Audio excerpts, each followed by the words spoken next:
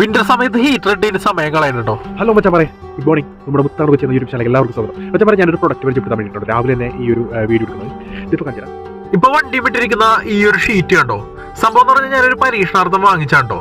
അപ്പോ ഐസുള്ള സമയത്ത് ഞാനിത് ഇന്നലെ രാത്രി ഇത് അപ്ലൈ ചെയ്താണ്. ഇത് നമ്മുടെ വിൻഡ് സ്ക്രീനിൽ വെച്ചിട്ടുണ്ടായിരുന്നു. അതെ, ഐസ് ഫുള്ള് വണ്ടിമ ഫുൾ ഐസാണ്.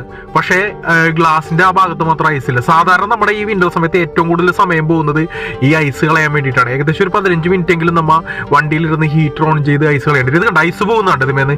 ഈ ഐസ് മുഴുവൻ പിടിച്ചത് ഈ ഷീറ്റും വേണ്ടോ. ഈ ഷീറ്റിന്റെ മുകളിലാണ് ഐസ് ഇങ്ങനെ ഐസിന്റെ പാളികൾ ഇങ്ങനെ പിടിച്ചേക്കണം. അപ്പൊ ഞാനിപ്പോ കുടഞ്ഞപ്പോ പോയത് കണ്ടോ.